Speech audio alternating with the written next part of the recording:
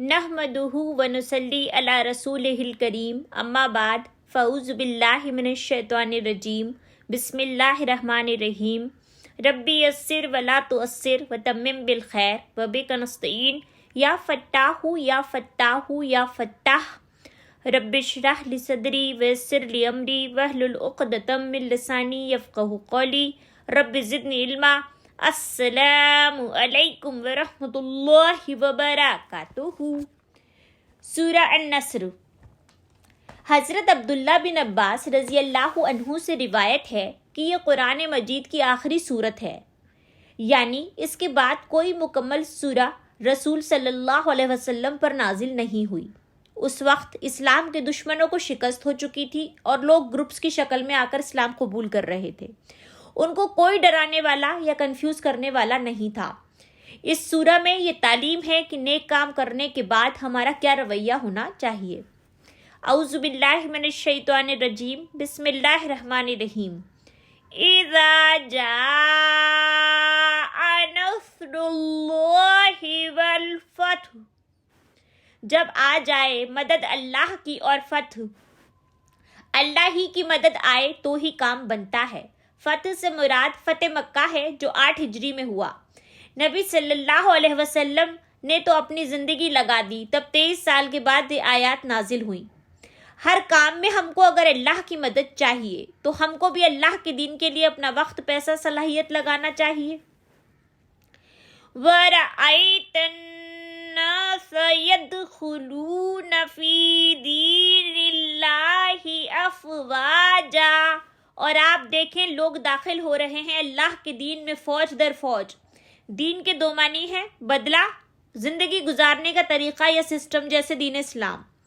فتح و نصرت کا کیا نتیجہ بتایا گیا؟ لوگوں کی بربادی نہیں بلکہ ان کا دین میں داخلہ۔ کیا ہم بھی یہی چاہتے ہیں کہ لوگوں کی ہدایت کے لیے راستے کھلیں اور ان کی دنیا اور آخرت سدھر جائے؟ کیا ہم موجودہ حالات میں دعوت اور اصلاح کا کام کر رہے ہیں؟ ہمارا کتنا وقت اور پیسہ دعوت اور اصلاح میں لگتا ہے؟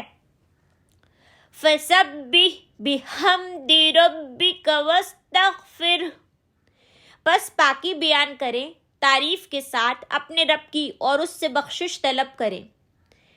تسبیح، سبحان اللہ، یعنی اللہ پاک ہے، تمام عیبوں سے پاک ہے، یعنی اس میں کوئی نقص نہیں، کمزوری نہیں، اس کو کسی کی مدد کی ضرورت نہیں اور وہ کسی کے دباؤ میں نہیں۔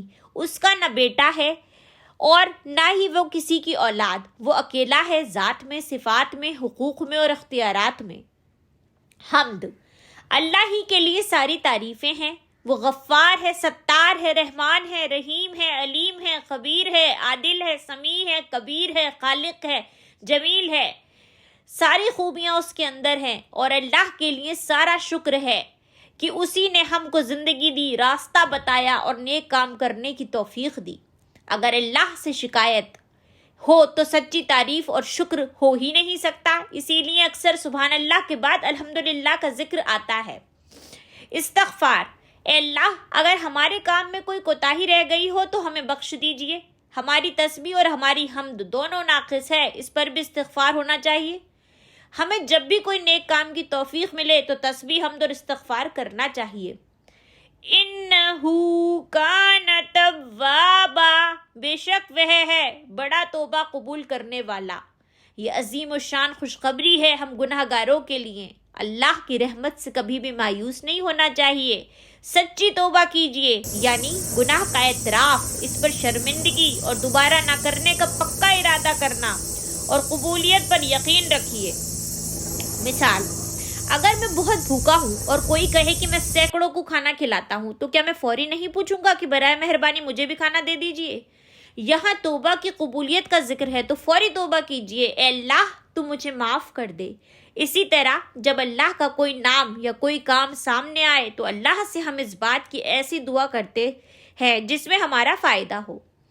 دعا، یا فتح میرے لیے کامیابی کے تمام راستے کھول دے۔ سبحان اللہ و بحمدہ، سبحانک اللہم و بحمدک، نشہد ان لا الہ الا انت، نستغفرک و نتوب الیک۔ السلام علیکم ورحمۃ اللہ وبرکاتہ۔